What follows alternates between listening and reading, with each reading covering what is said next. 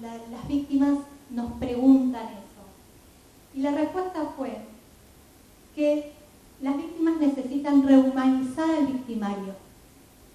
Tomando estas palabras de las víctimas que salen del más profundo dolor y que nos hablan de rehumanizar al victimario como la recuperación de la humanidad del ofensor, que no aceptan dejarlo convertirse en esa persona monstruosa que ha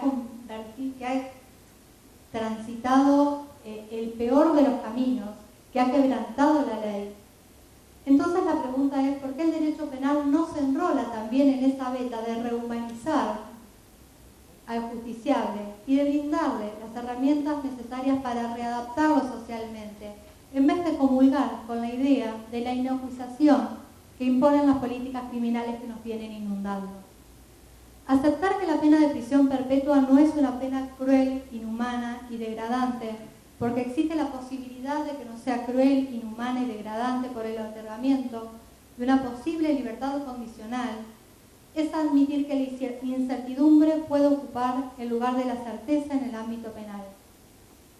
Es tiempo de revisar, es un periodo de repensar, de salir de posiciones maniqueas y binarias, porque las respuestas adocenadas a estos conflictos dan como respuesta soluciones adocenadas. Condenando a personas a prisión perpetua, nos convertimos entre todos en una especie de verdugos. Y sabemos que somos una sociedad con gran capacidad victimizante y abandonadora. El sujeto excluido solo es tenido en consideración por el sistema cuando ha quebrantado la ley. No importa antes, no importará después. Pero sí la sociedad exige el mayor de los castigos. Esto es un círculo de violencia que debemos solucionar. Y para la sociedad que piensa que la cárcel de por vida sirve, solo miremos cuánto ha bajado la violencia en el sistema que tenemos. Y con récord de personas presas sin cupo carcelario, si dejamos que los delincuentes se pudran en la cárcel, solo tendremos personas podridas y muertas de cárcel. Gracias.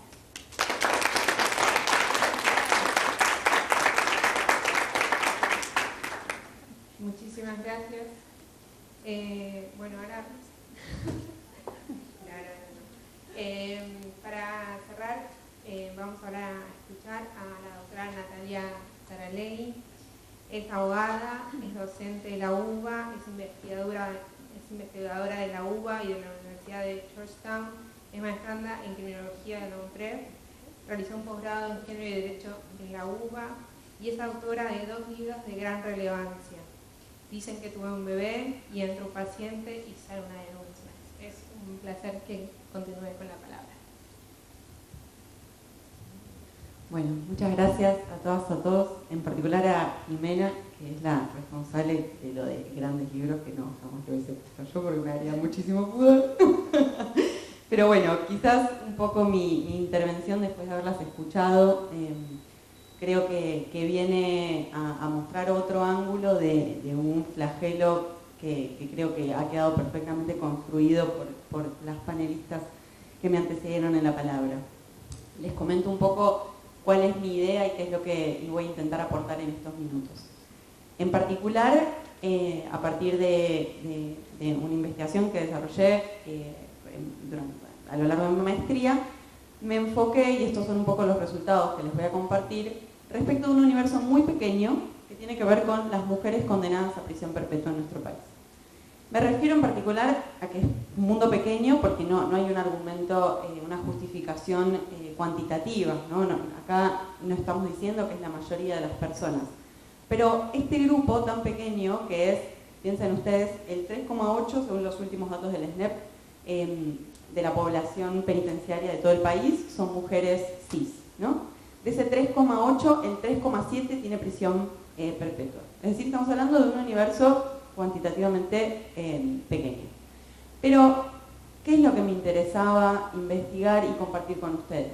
A partir de estudios comparados, por ejemplo, en la Universidad de Cornell en Estados Unidos, hay un concepto que se usa para hablar de las mujeres condenadas en algunos estados de Estados Unidos a la pena de muerte, que es una pena que difícilmente se ejecuta, efectivamente la ejecución de la muerte de las personas es algo extraño, suelen estar muchísimos años en esa fila esperando la ejecución.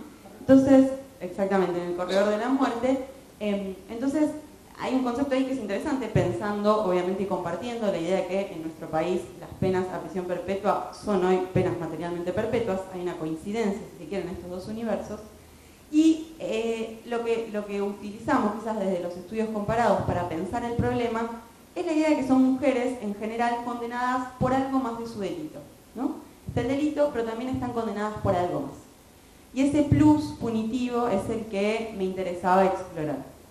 En primer lugar, por supuesto, señalando una primera diferencia, si se quiere, cuantitativa. Yo usé los datos de la base de datos del SNEP, que es muy rica, y que tiene quizás categorías que a quienes venimos del derecho nos resultan distintas. Por ejemplo, está la categoría homicidio doloso, no dice 80 inciso, ¿no? Entonces, las categorías que yo les voy a comparar ahora tienen que ver con cuándo son perpetuas los homicidios dolosos que están en esta base del SNEP respecto de mujeres y varones. Y ahí tenemos un primer dato. Respecto de los homicidios dolosos, los varones, según los datos del SNEP, los últimos datos del SNEP, las condenas temporales son el 88% de los varones y las condenas a prisión perpetua son el 11%. Pero respecto de las mujeres condenadas por homicidios dolosos, las penas a prisión perpetua representan el 20%, es decir, casi el doble. ¿Se entiende lo que digo? Somos menos las mujeres en prisión, pero también, proporcionalmente, somos más castigadas, casi el doble. Y esto se refuerza en algunas jurisdicciones en donde, por ejemplo, en Corrientes, si bien es una población penitenciaria muy pequeña, en términos de porcentajes, la cantidad de mujeres condenadas por homicidio doloso a prisión perpetua representan el 15%. En varones, este dato en Corrientes también se aleja de la media nacional, que es 2,5%, y escala al 5,6%. Lo que nos habla de, si se quiere, una diferencia en jurisdicciones, una diferencia en temperamentos, una diferencia mínimo que se puede distinguir por género, y también nos abre la puerta a preguntarnos por otras diferencias que quizás no estamos viendo. Acá nuevamente los estudios comparados nos traen quizás un desafío desde las estadísticas nacionales que tiene que ver con la raza, con la clase, que acá no tenemos esa posibilidad de poder diferenciarlos, de poder identificarlos estadísticamente.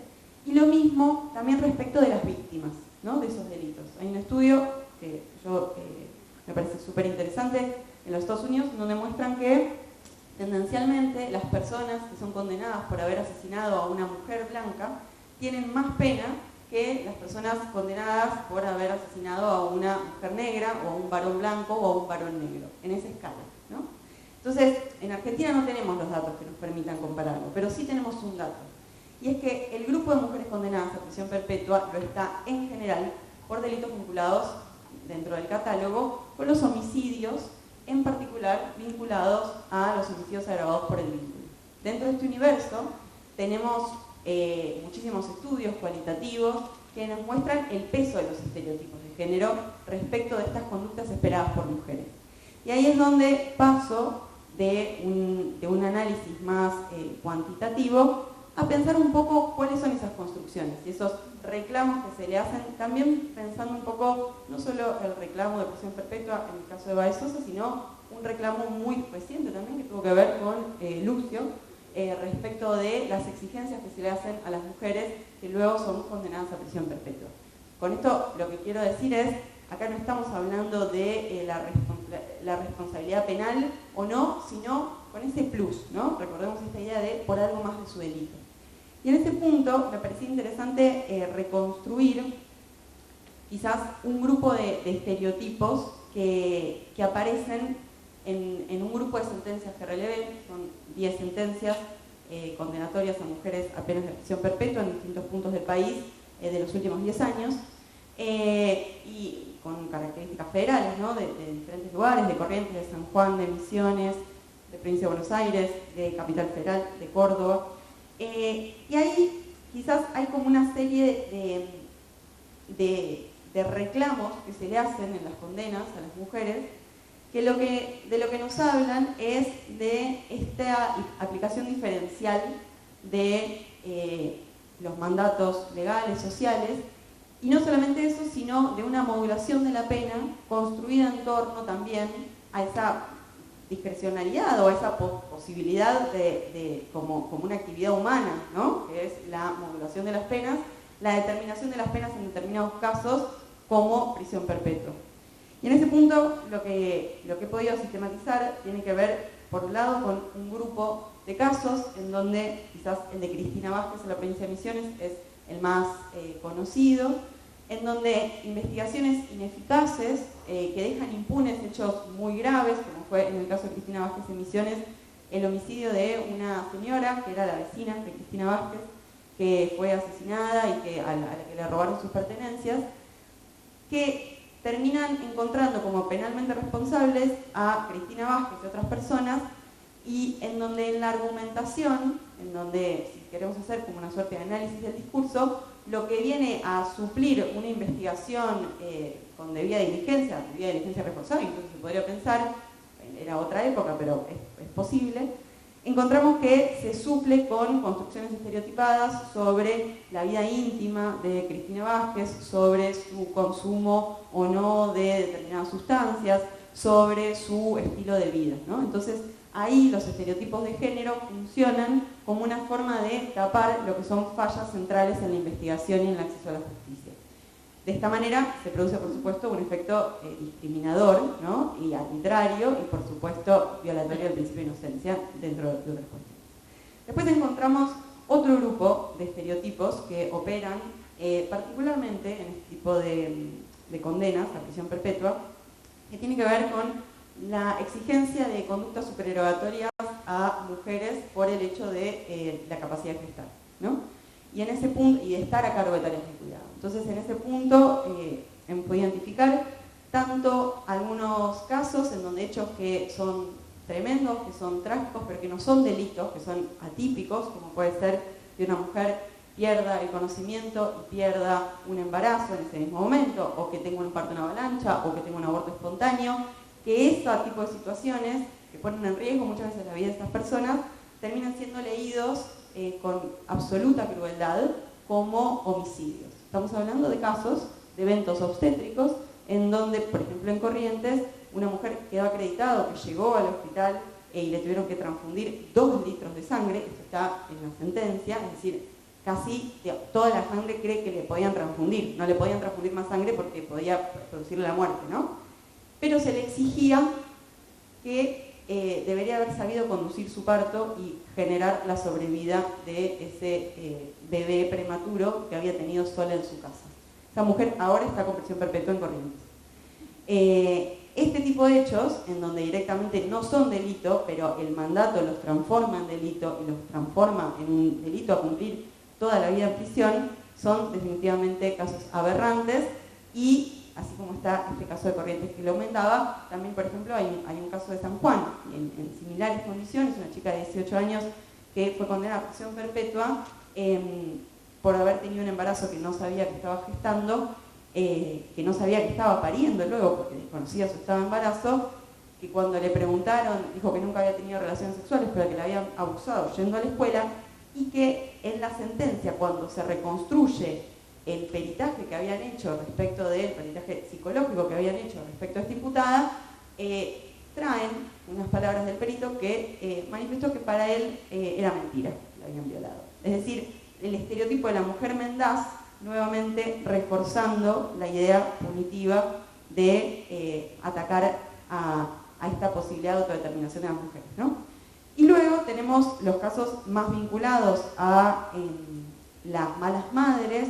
En este punto hay trabajos muy interesantes de Cecilia Hoff, de Julieta Di Corleto, respecto de cómo se criminalizan situaciones en donde el derecho penal mismo autoriza a las mujeres, o mejor dicho, entiende que esas mujeres no pudieron hacer otra cosa para salvaguardar a sus hijos e hijas en situaciones de violencia extrema, en donde ellas mismas están en situaciones de violencia y en donde se les imputan los homicidios de sus hijos cometidos en manos de sus parejas o convivientes.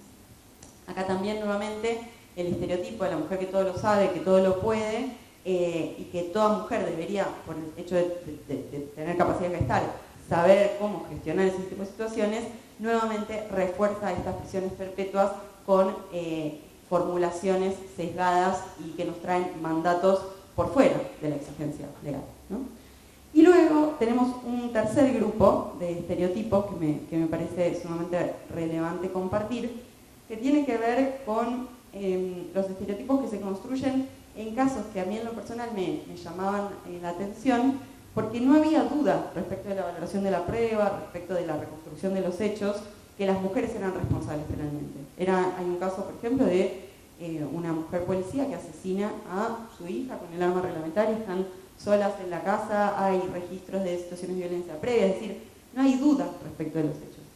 Pero, evidentemente, la tradición, la cultura, o bueno, desconozco la subjetividad propia de quienes escriben las sentencias, los ha llevado a poner valoraciones sobre lo fría que era como madre, ¿no? Es decir, estoy diciendo sentencias en donde no hay duda respecto de la responsabilidad penal, pero se necesita reforzar esa responsabilidad penal con el estereotipo. Incluso diciendo que, a diferencia de la madre fría, el padre era muy buen padre. O sea, el padre está absolutamente acreditado, está en otro lugar, digamos. No es que había una... Lo mismo respecto de una mujer que estaba acreditada, que había asesinado a un hombre a los efectos de sacarle dinero, y se trae en la sentencia que era el estereotipo de femme fatale.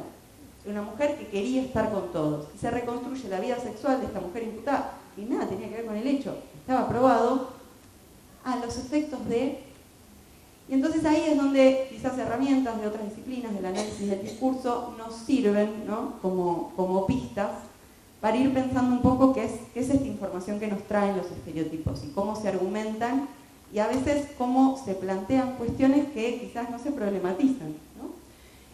Obviamente los casos de mujeres condenadas siendo inocentes, esto es quizás mucho más alarmante, ¿no? Porque estamos pensando que se viola el principio de inocencia y no solamente que se está discriminando, pero me parece que nos sirve para pensar ese plus punitivo que tiene la prisión perpetua, esa exigencia moral que tienen todas las prisiones perpetuas, esta idea moralizante, ¿no? de neutralizar, que quizás en los casos más extremos nos puede servir para reconstruir.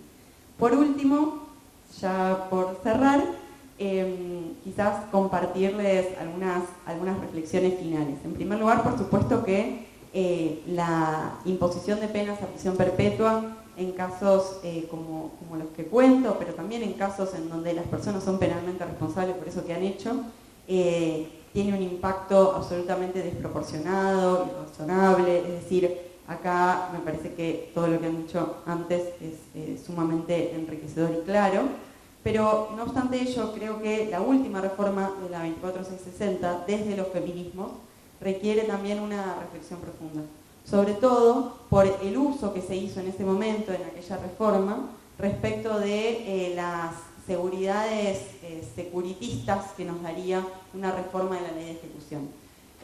Hay mujeres que hoy en día, digamos, están pagando por esa narrativa, de la cual obviamente los feminismos antipunitivistas se separaron y fueron al Congreso y dijeron no es nuestro nombre, ¿no? Pero digo, creo que ahí hay algo de los feminismos antipunitivistas que tenemos que poder reforzar y seguir diciendo que no en nuestro nombre impondrán condenas perpetuas que son asimilables a las torturas. Y luego también me parece interesante poder pensar obviamente en toda la dimensión de arbitrariedad, violación del principio de igualdad y de los derechos constitucionales, convencionales de estas personas imputadas, pero también respecto de quizás un poco lo que traían, ¿no? De si no hay perpetua no hay justicia, un poco repensar esta deriva en la que hoy eso se presenta como una posibilidad, como un reclamo, y lo que podemos hacer desde la sociedad civil, desde la academia, para visibilizar la falacia, ¿no? Sobre todo porque lejos estamos de estar más seguras y seguros luego de las últimas reformas, no es que podemos tener estadísticas que demuestren su utilidad, ¿no? Así que bueno, esto, y para cerrar una recomendación, quizás pensando un poco en lo que decía la compañera, hay un texto de un cronista italiano que se llama Alessandro Barico, también pensando en cómo comunicamos, que habla de una exposición de fotos que se había dado en Estados Unidos sobre los linchamientos a los negros durante la época en la que eso era muy habitual, y que había una práctica en Estados Unidos que tenía que ver con fotografiarse. Las personas se fotografiaban con las personas linchadas, asesinadas, negras. Esta exposición de esta muestra cuenta Alessandro Barico que tenía un libro en donde la gente dejaba sus reflexiones. Y que él, leyendo las reflexiones, no encontró ninguna que tenga que ver con: en este país seguimos teniendo una pena de muerte, en este país seguimos teniendo un castigo, una tortura que afecta de manera diferenciada a las personas. Y ahí la reflexión que traía él era no quizás la persona que se había puesto a posar mientras torturaban a una persona y se había sacado la foto y la había mandado como postal a un familiar, sino todas las otras personas que estaban alrededor y no hacían nada, ¿no? Él trae ahí y dice, bueno, la persona que se saca la foto al lado de la persona asesinada, torturada, claramente merece nuestro reproche. Pero todo el resto del circo que se pone al lado y no hace nada y ve cómo esa función macabra funciona.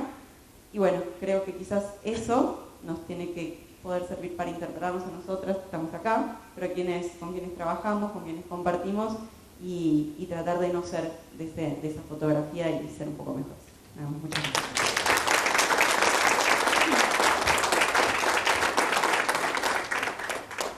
Bueno, la verdad que muchísimas gracias. Más que elocuente, nos gustaría saber si alguien tiene alguna consulta, alguna pregunta, y después, nada, creo que ya quería unos minutos más. ¿No? Bueno, Sergio. Bueno, sí, yo una pregunta a Silvia. Mencionó que el Estado argentino había presentado una excepción preliminar, si nos puede contar cuál era la excepción, y si no es esa, si presentó el problema de que se había revocado la accesoria de reclusión por tiempo indeterminado en el caso, como excepción o como planteo. Y también si la doctora Saralegui puede hacer alguna reflexión sobre la derogación del infanticidio, si no hubiera permitido resolver muchos de estos problemas de parricidios, ahora porque ahora se convirtieron en parricidios, lo que antes eran infanticidios, y que fue derogado con argumentos de plantear que era una posición sexista tener esa figura. Es un código penal, ¿no? Que era una posición que no consideraba las cuestiones de género.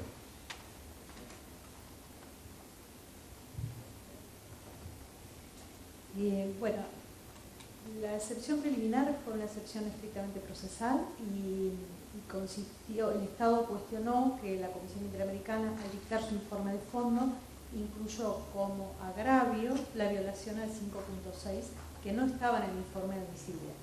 Según el Estado, esto no había sido discutido en la Comisión y por lo tanto no había tenido posibilidad de ejercer su derecho de defensa.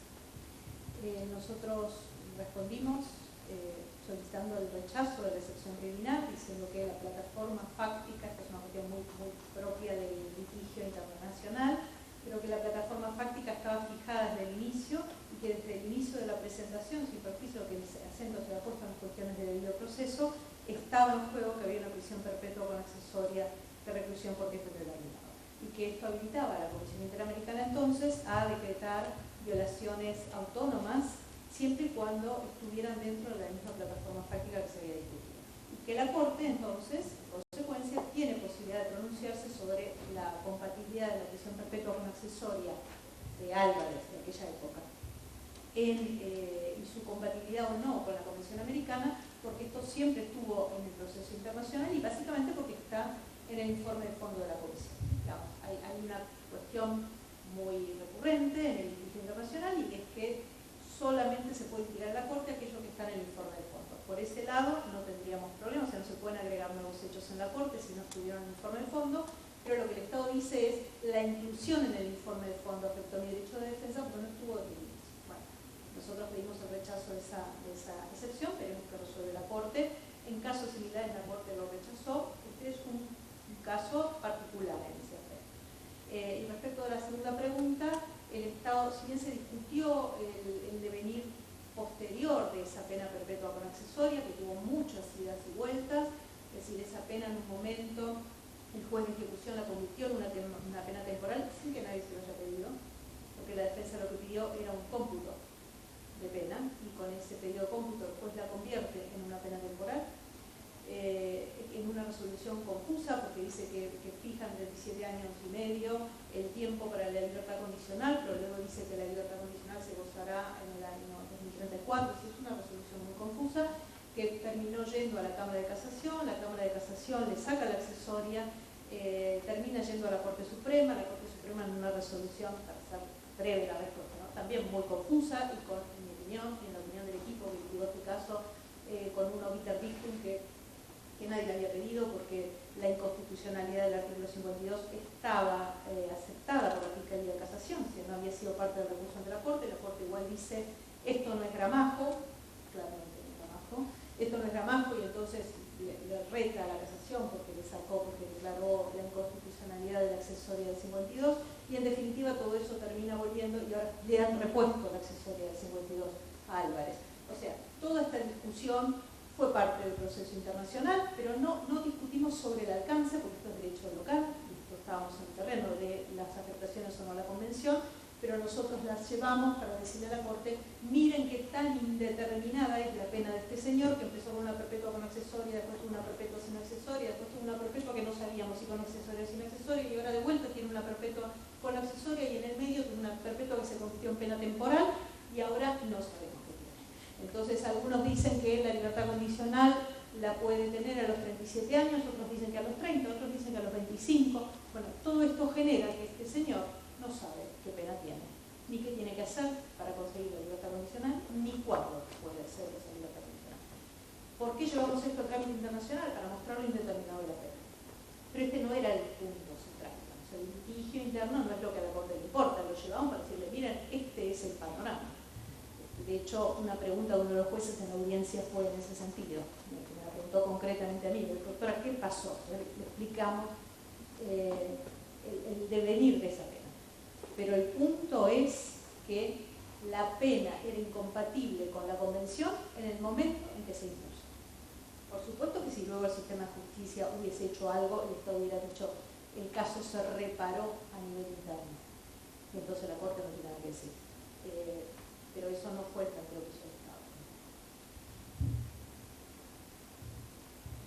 Bueno, y respecto de la pregunta por infanticidio, me parece un tema sumamente relevante, sobre todo porque el fundamento de esa reforma, o leyendo esos debates legislativos, obviamente que los argumentos esgrimidos vinculados a la Convención de los Derechos del Niño y a las infancias, claramente son ciertos, son necesarios. Ahora el problema es si efectivamente con esa reforma mejoraron la situación de las infancias, de los niños, de los recién nacidos. Es decir, hay algo de la función de la reforma que no solamente nunca nadie mostró que hubiese sido efectiva, desconocía mucho la situación de ese tipo de casos.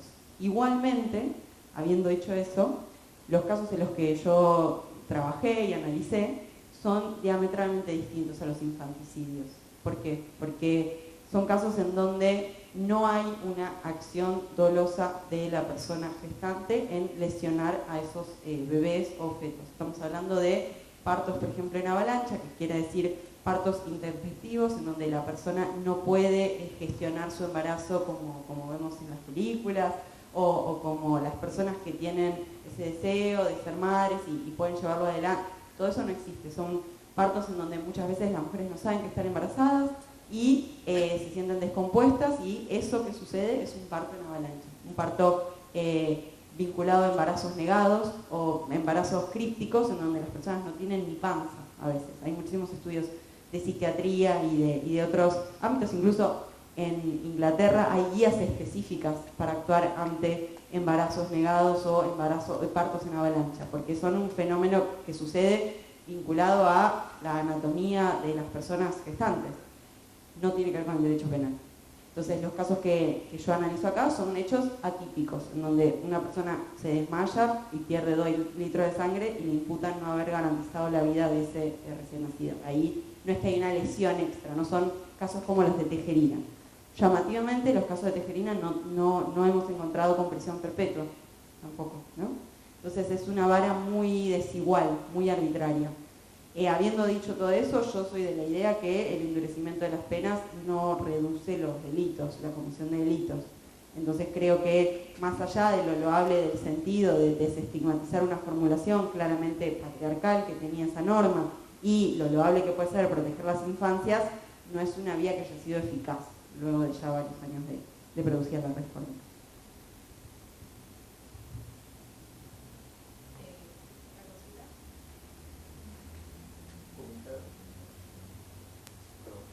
Y sin interrumpir el debate, comentar que hay una invitación a hacer una recorrida por el Museo Penitenciario para quienes no lo conocen, y hay algún sitio de especial interés con una sala nueva dedicada a las mujeres que les puede interesar especialmente. Lo de la película. La película también, creo que todos están al tanto de que a las 19:45 hay una función en el Gaumont donde se estrena la película El libro de los jueces, en la cual participa el juez de San Isidro de ejecución penal. Sí, a los comentarios también vale agregar que nos invitó la doctora Rivas, que si escanean en el QR, también está en la pantalla ahí, en el panel, pueden tener acceso al libro del Museo Penitenciario. Bueno, todos estos comentarios, si alguien quiere hacer una consulta más.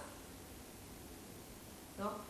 Bueno, me parece que lo que se dio en último momento me da para también hacerles como una invitación a todos y todas las que están presentes a ver, seguramente en sus redes les van a salir, esta semana es la semana del parto respetado, digo, para también repensar estos temas que me parece que llevan a algunos de los tópicos que fuimos tocando, no solo en este panel, sino también en el panel anterior, pensando lo que es el encarcelamiento de mujeres o personas gestantes solas o durante la gestación y también con sus hijos luego de eso.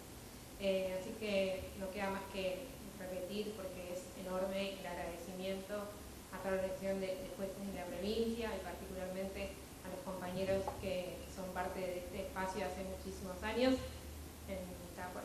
hoy presentes en Sergio, en Vilma, en Mónica, así que nada, un agradecimiento y un aplauso para ellos.